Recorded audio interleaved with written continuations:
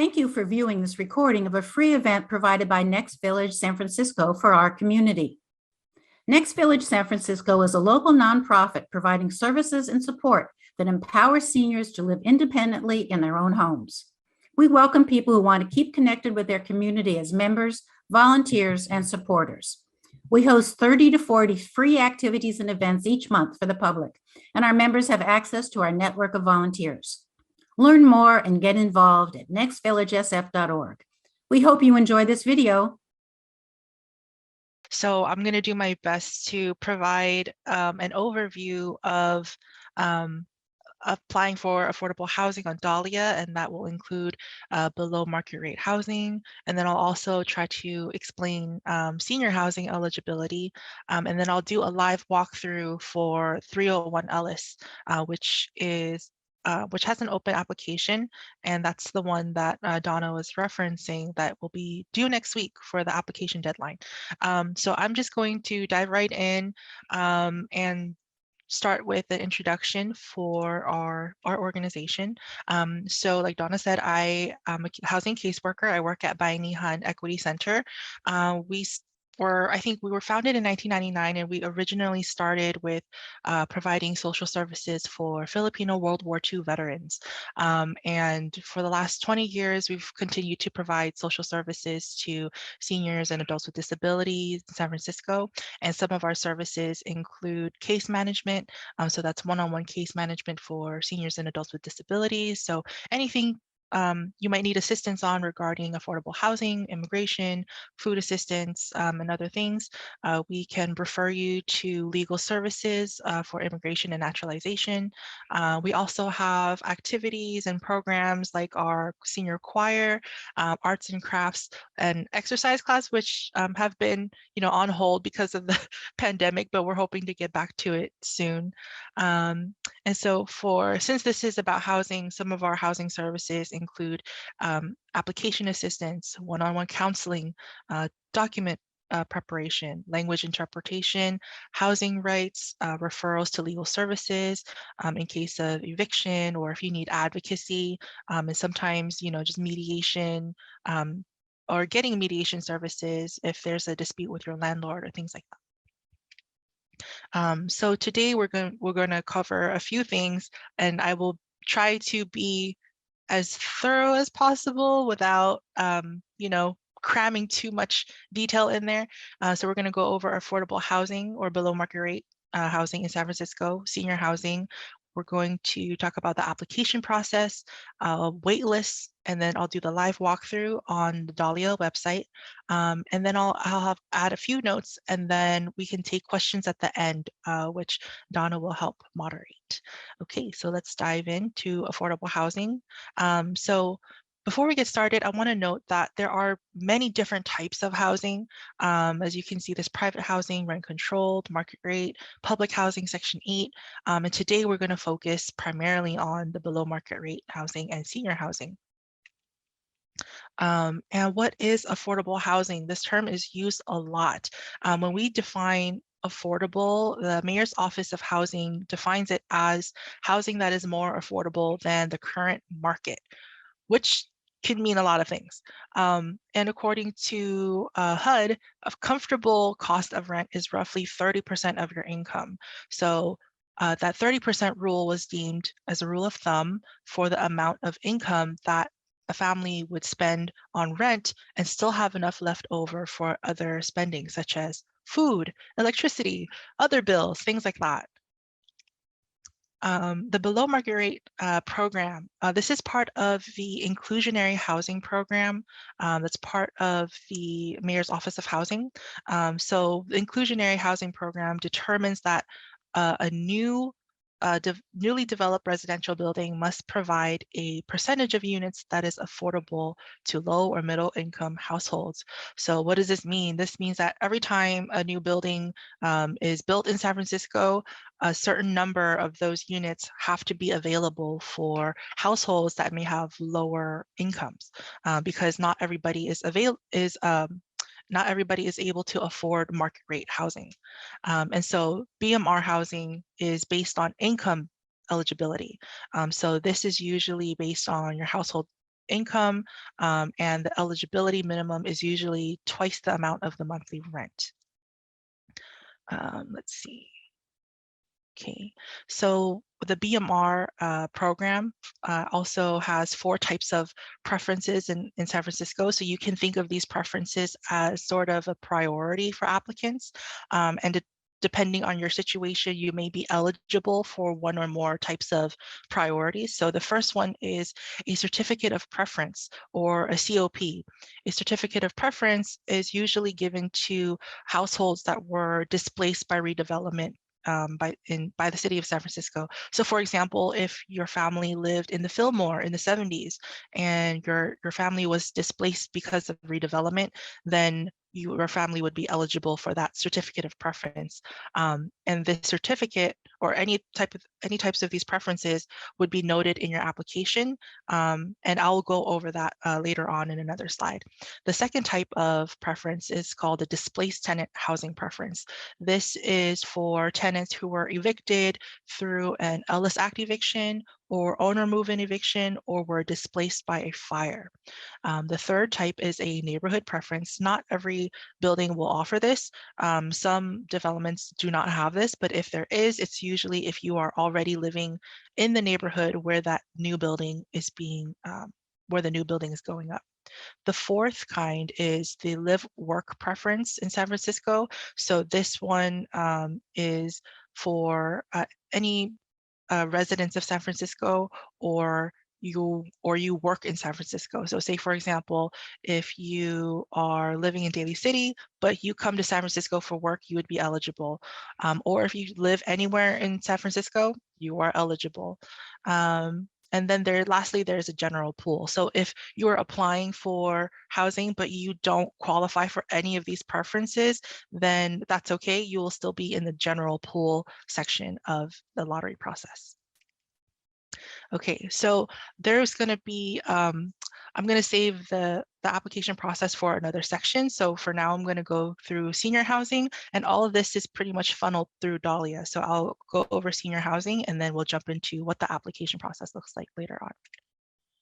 Okay, so AMI. AMI is average or area median income, and sometimes this doesn't get discussed, or is not really talked about with seniors, because this information is usually used for, affordable housing, below market rate housing, but not subsidized housing.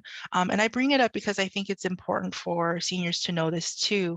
When we talk about affordable housing, a lot of times people will say that, well, this building is going to be for renters at 30% AMI, or renters at 50% AMI. And what that means is those renters will make a specific amount for their income, their annual income.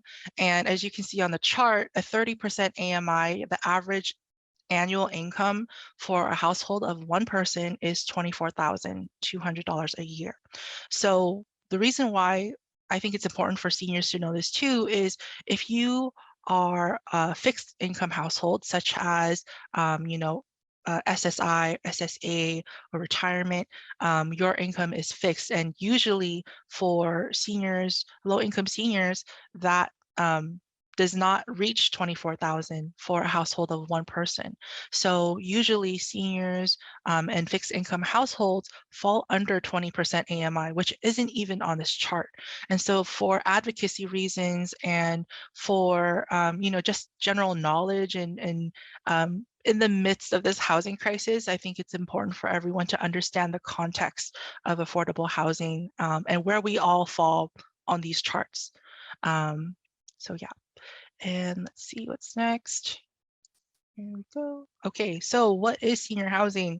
Senior housing is very specific. It's a type of nonprofit development that prioritizes seniors. Depending on the developers, seniors by age requirement are either 55 years older or 62 years and older. When we talk about senior housing, usually it is federally subsidized housing for individuals who are 62 and up. So not all buildings, but most are 62 and up, and usually are federally subsidized. So when we see federally subsidized, that means the rent is usually 30% of your income. So for example, if your income is $100 a month, then your rent will be $30. If your income is $1,000 a month, then your rent will be $300. So that is how rent is calculated in federally subsidized housing. And lastly, for senior housing, unlike the BMR housing, senior housing is age-based eligibility. So BMR is eligibility based on your annual income, your total household income, whereas senior housing is based on age eligibility. So at least one household member must be 62 years of age or older. Occasionally, adults with disabilities who are not yet 62 can also submit an application. So this means if, say for example, if I am 63 years old and I have a household member who is 54, we can both apply together on the same application because I am 63 years old. So that's how the eligibility works for senior housing. Okay, so occupancy limits. Senior housing is usually studio or one-bedroom units and are ADA accessible. Most senior housing developments will allow a caregiver and a spouse to live with the senior, and sometimes they will ask for a doctor certification or with the development's approval. Seniors with family members who are living with grandchildren or their children in mixed households can also refer to family housing, which is different from senior housing. Okay, applications. Okay, so this is the bulk of today's presentation. This is usually where people will say, well, I don't know how to navigate the website and I'm not sure how to do it. So I'm going to do my best to explain the sections, and then I'll walk you through the website on the live link. So for both below market rate housing and for senior housing opportunities in San Francisco, you can apply online. The way it works is there is one application for each site. So this means every time there is a building that has an available application, you would have to apply each and every time. So it's not a situation where you can submit one application and then they let you know for each building that you would be offered a unit. So you have to apply to each and every single building separately. The good thing about Dahlia is you can create your own login. It'll save your information so you don't have to enter it each and every single time. It will pre-fill the fields for you. So it's a much faster and easier process, and it will help you keep a log of all the applications that you already submitted. Okay, so we are going to go on the website later on, but I want to point out that in order to start applying, there's a big blue button that says apply online. And if you need help, you can always click on the need help section, find a counselor. There are many organizations in San Francisco that are listed, and all the different language capacities as well. Any one of those organizations can provide assistance for housing applications. Okay, so this is where the checklist will come in handy for you later on, which will be sent after the workshop. What do I need for my application?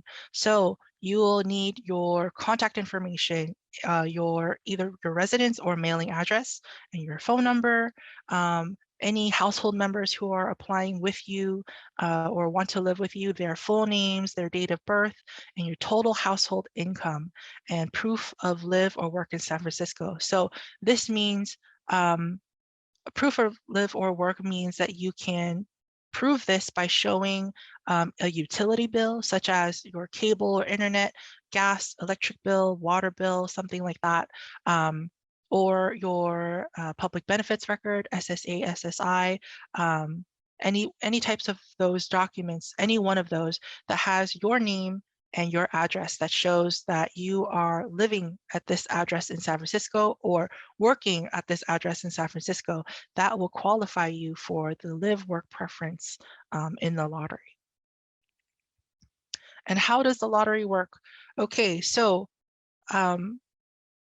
when you submit an application, Some people worry that it's a first come, first serve. So the earlier you submit your application, the better.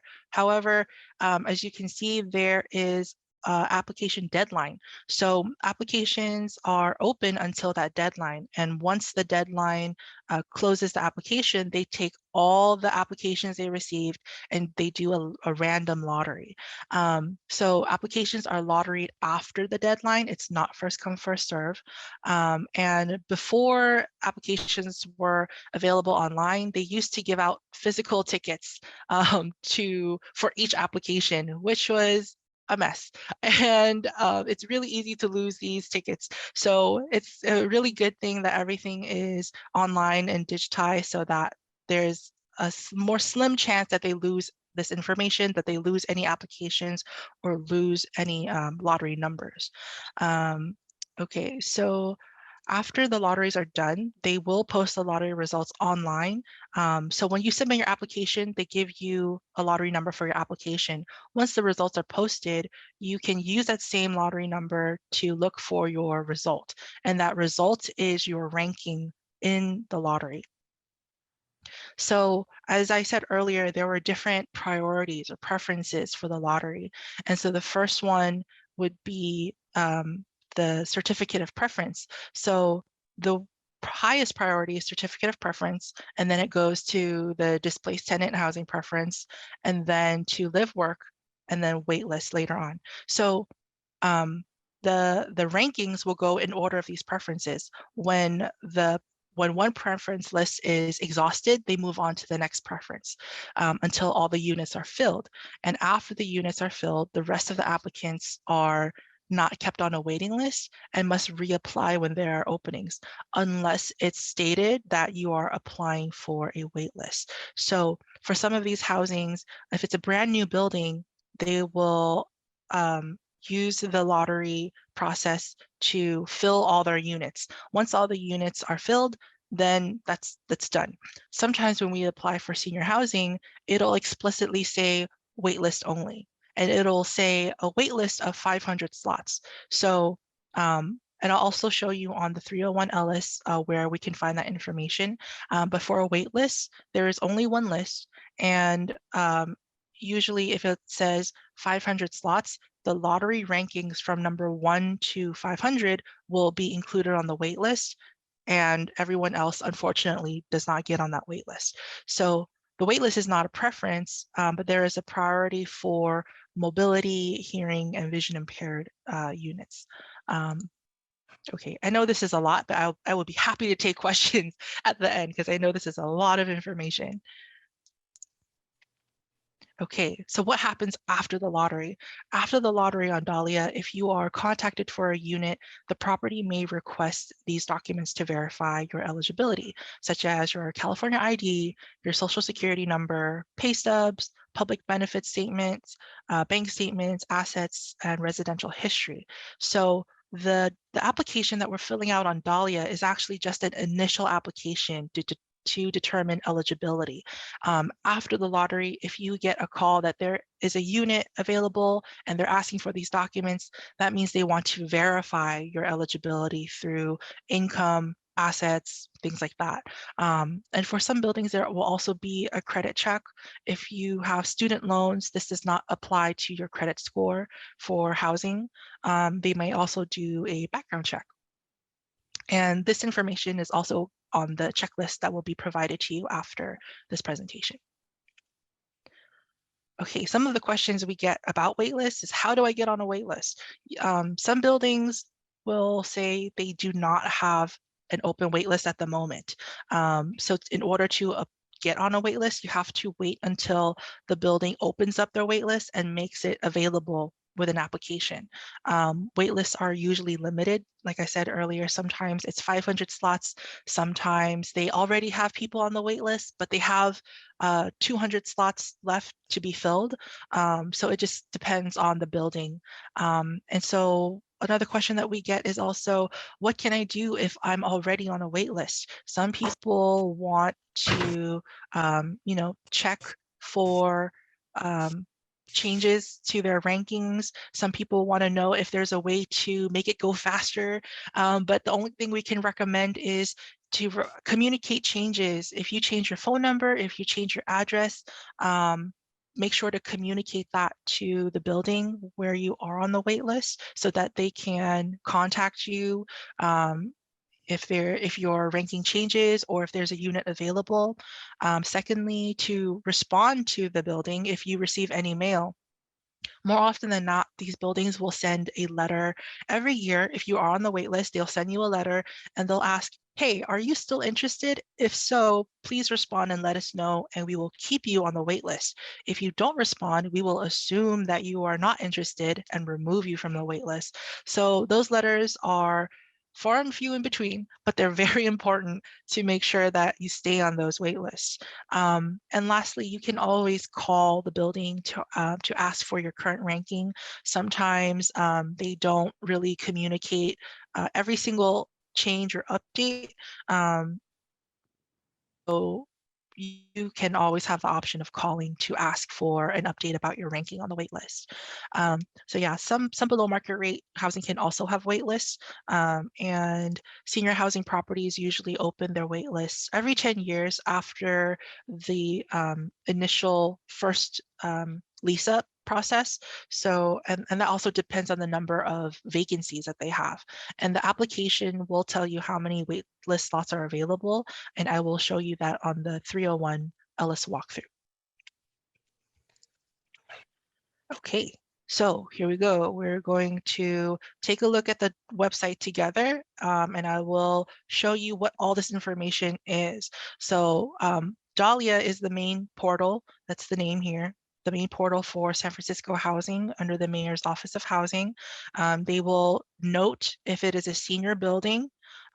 This one is called Presentation Senior Community. It's at 301 Ellis in San Francisco. And it also shows you the developers that are in charge of this property.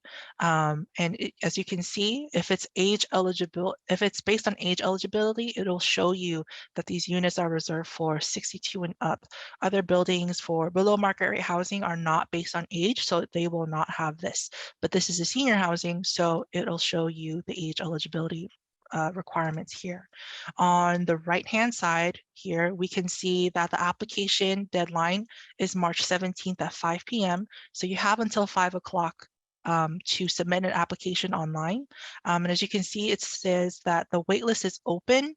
There are no available units at this time, but it will also show you the current state of the wait list. So the current wait list size, they have 34 people. They have 34 households on the current wait list, and they have 466 open wait list slots. So the final wait list size is 500. So that means for applicants applying to this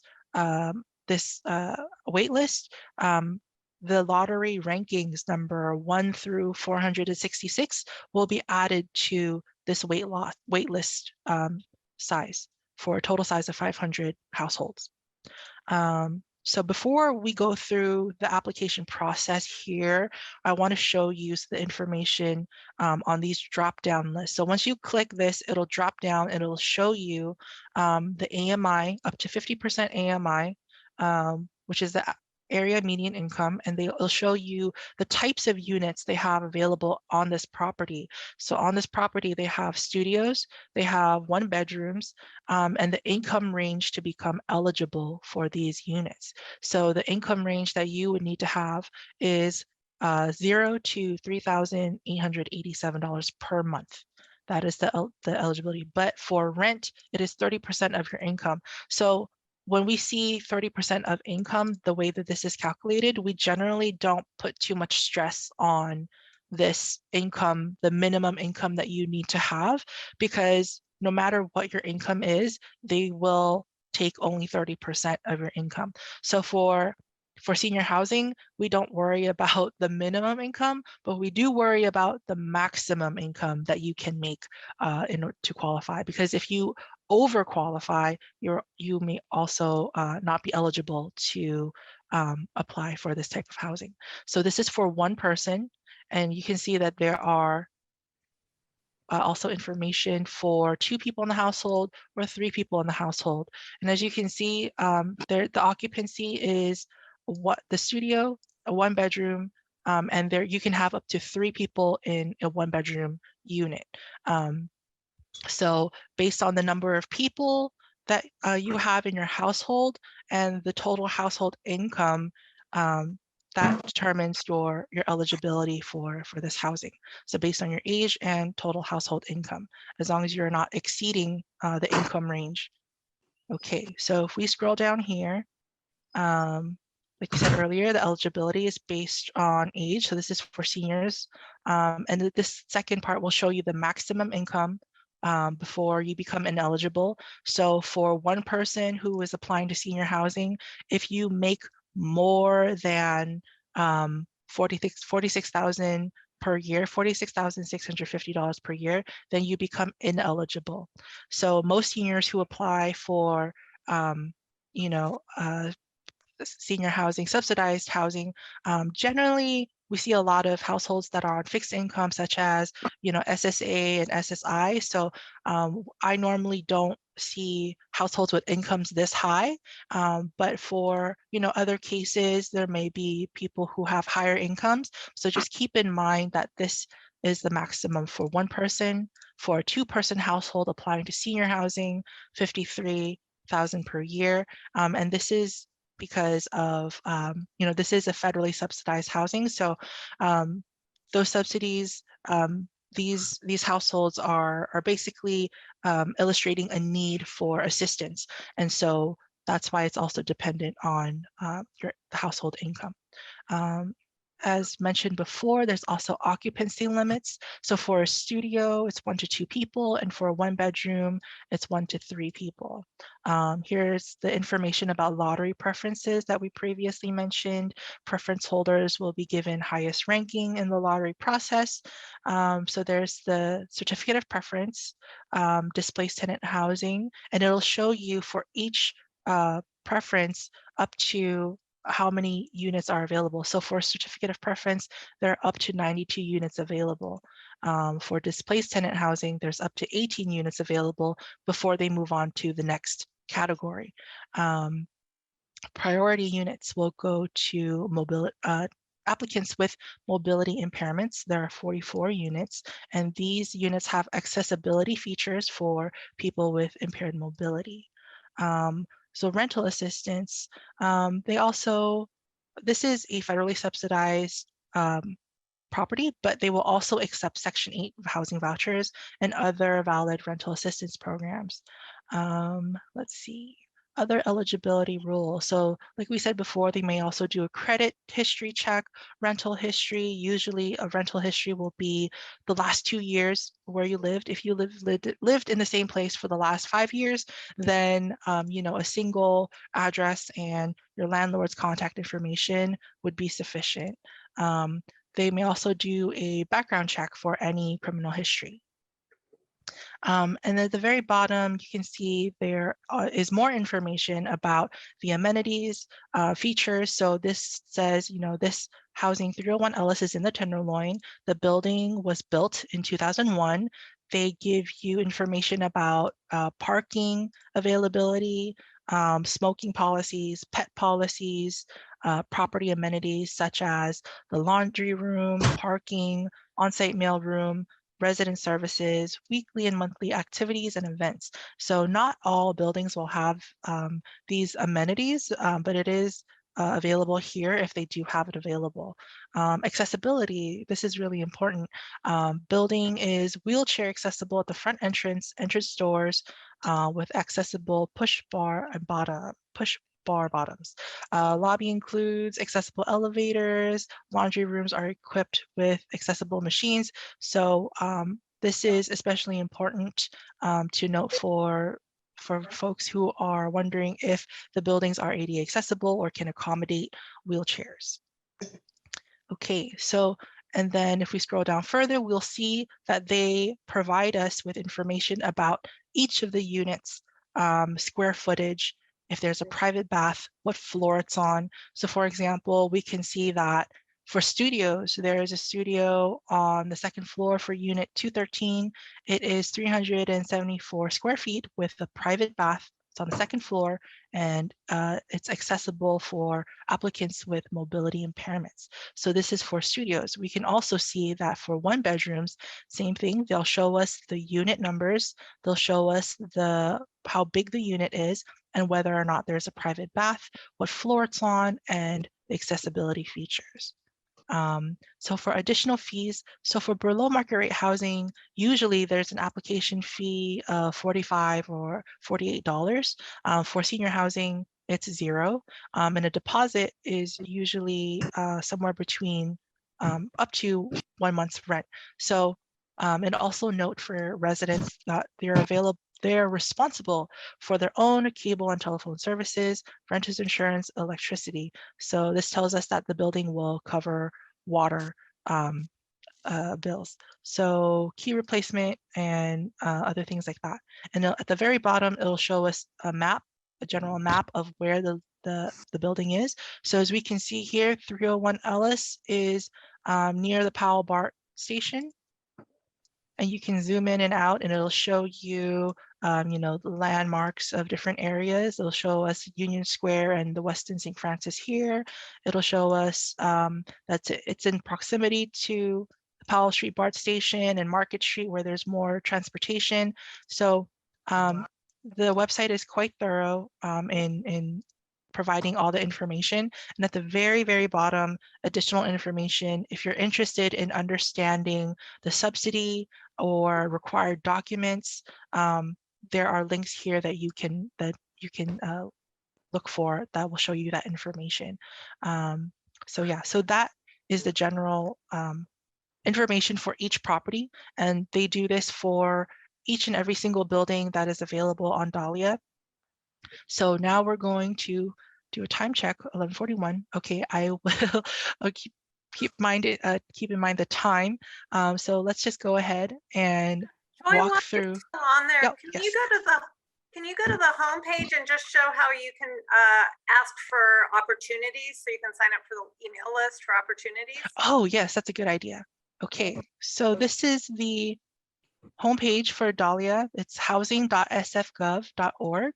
As you can see here, you can select get emailed whenever there's a new listing posted. So every time there's a new building available on this website, they will send you an email directly to let you know the name of the property, how much rent is, what the income requirements are, if there's age eligibility. So you can input your email, your first name, last name, the types of listings that you can that you're interested in subscribing for. So you can choose to receive emails about just the rentals, or if you're interested in ownership, and you can also select both. And you can also have the option of receiving listings with specific bedroom sizes.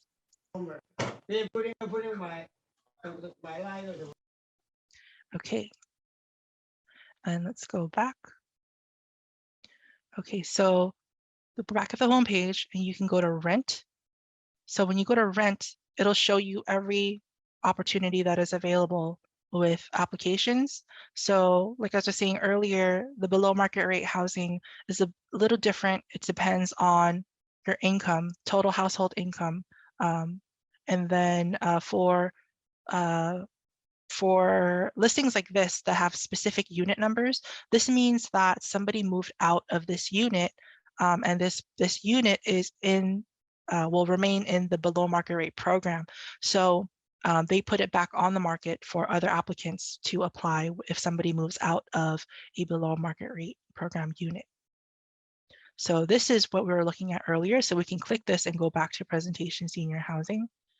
And this is where we will find the apply online button. And you can choose the language that is most appropriate for your preferences. So we will do this in English today. And it'll ask you, because this is a senior housing, the first thing that needs to be filled out is that this says, this is a senior building and at least one applicant must be 62. Are you or anyone on this application a senior? We're going to say yes, at least one person is 62. Okay, here's what to expect. It'll give you an overview about the information that they will ask for. They also have a checklist of information of required documents, and that will also be sent to you after this presentation. Please be aware that each household member can only appear on one application for each listing. So this is very important. So let's say, for example, if you have asked our organization to help you submit an application, we will submit one application on your behalf. If you submit an additional application for the same property, both your applications will be disqualified. So it's very important to note that for each building, we cannot duplicate any applications. Your name can only appear on one application for each building. So we want to be very wary, because some people get services from more than one agency, and that's okay. That's totally awesome. However, we just want to be mindful that if you have more than one agency assisting you with housing applications, that you communicate to the people who are helping you that this application was already submitted, do not submit another one, because we want to avoid duplication of applications.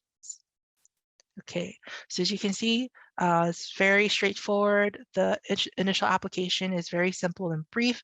So for example's sake, I am going to use my information.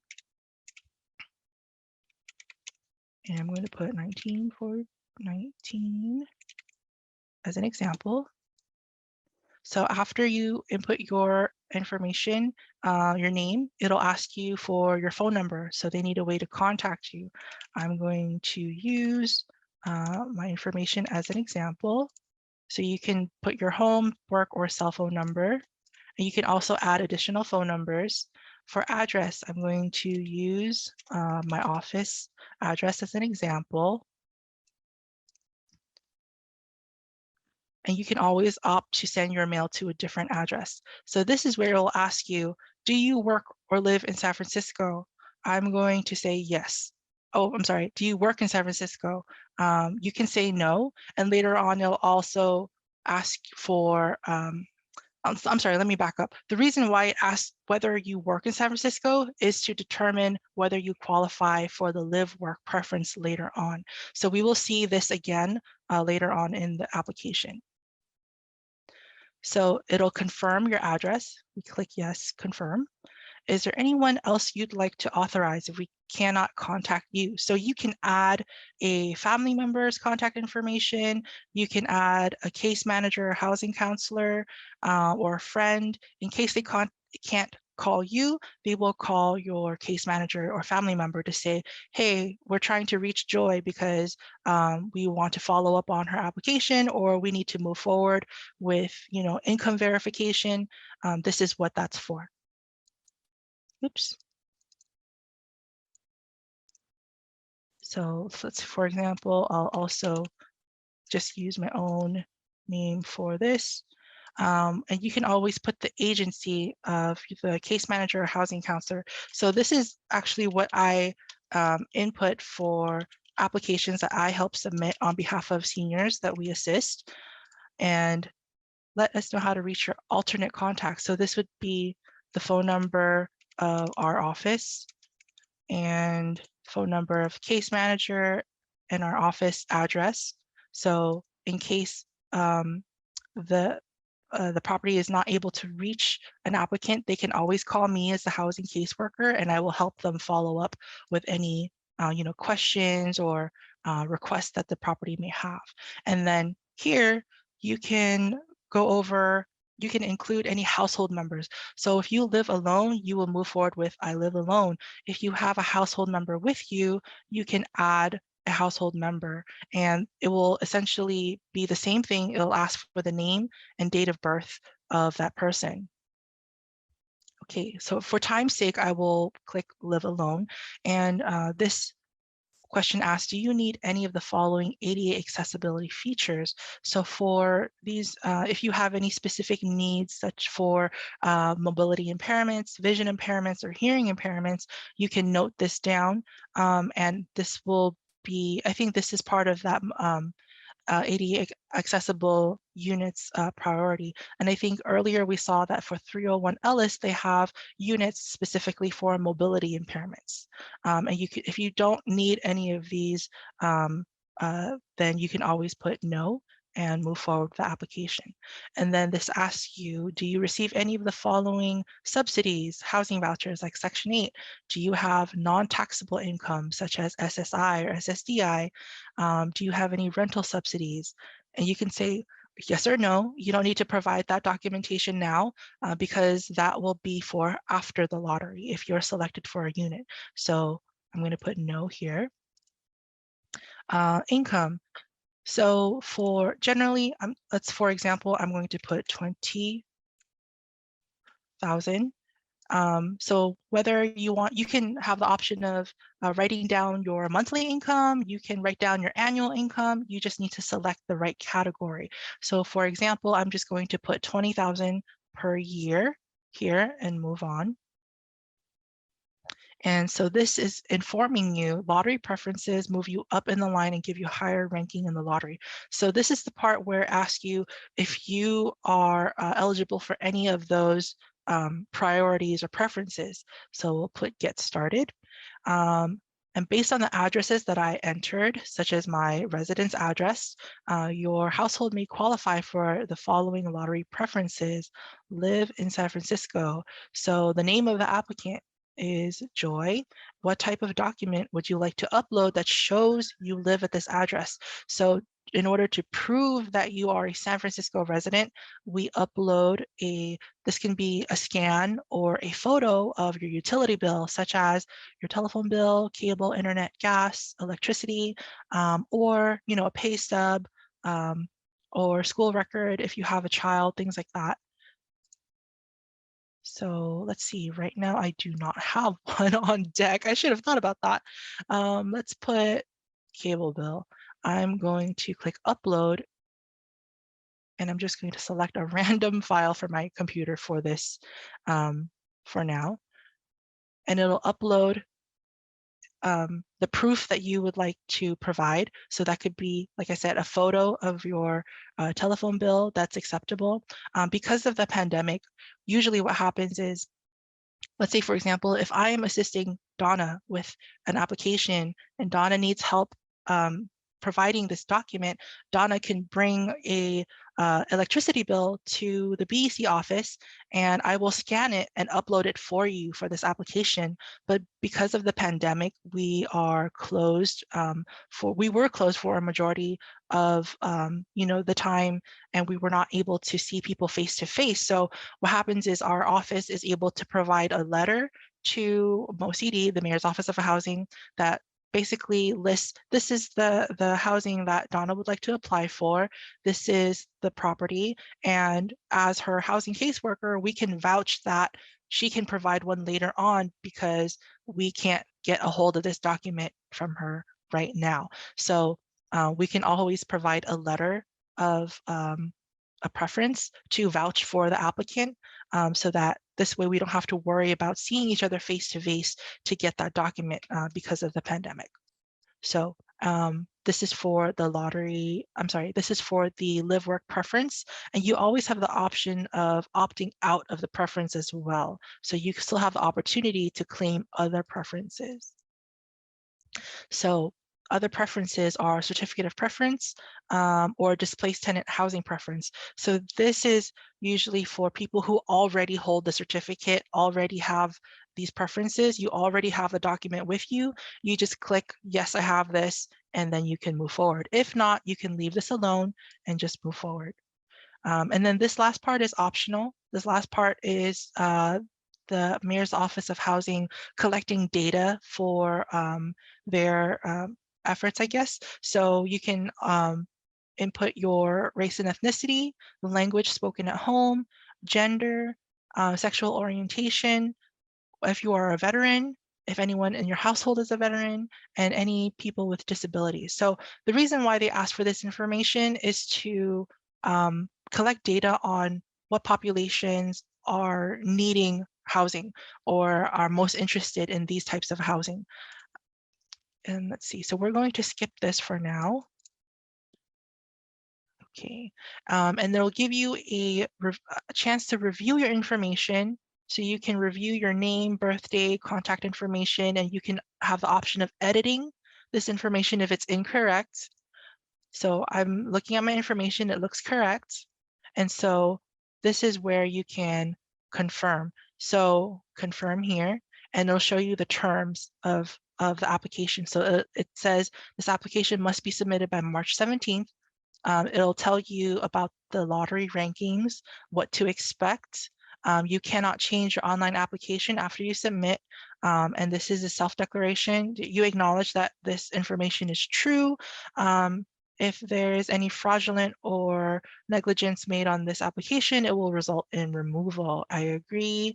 This is where you click I agree, I understand, and then you submit. So because the information I submit that I inputted was just for example, I will not be clicking submit, but that is the general process of the application. Okay, so let's go back to this. Okay, so that was the walkthrough for 301 Ellis. That's generally the initial application. So after you hit submit for that application, it'll show you your lottery number. So that's the lottery number you want to save, and you come back to the website after the lottery is done, and it will, I'm sorry, I should have shown you when the lottery results will be posted. Okay, so let's go back here. So let's say I finished applying, I have my lottery number, but I want to know when were the lottery results going to be posted. On the right-hand side, the public lottery will take place on March 31st. It's a virtual lottery, not in person, so you don't need to attend anything. It's automatic, and the results will be posted on March 31st. Check back on March 31st. So we'll come back to this main website for presentation senior community, and in this right-hand side, they'll change this. It'll say lottery results. So you click on lottery results, you punch in your number, and it'll show you your ranking in the preference. So that's generally that's it for the application process on Dahlia. Okay, so for the sake of time, I'm going to stop here. This is generally just a review of the things we talked about, and I would be happy to take any questions. Thank you for viewing this Next Village video recording. We hope you enjoyed it. Please help us spread the word and tell friends and neighbors about Next Village events and services for seniors and adults with disabilities in San Francisco. Visit our website to learn more about our vibrant, growing network, as well as to view our calendar of upcoming Zoom and in-person events and activities in San Francisco. Our website is nextvillagesf.org. Contact us to join our email list to learn about events and resources for seniors in San Francisco. And subscribe to the Next Village YouTube channel by clicking the button below.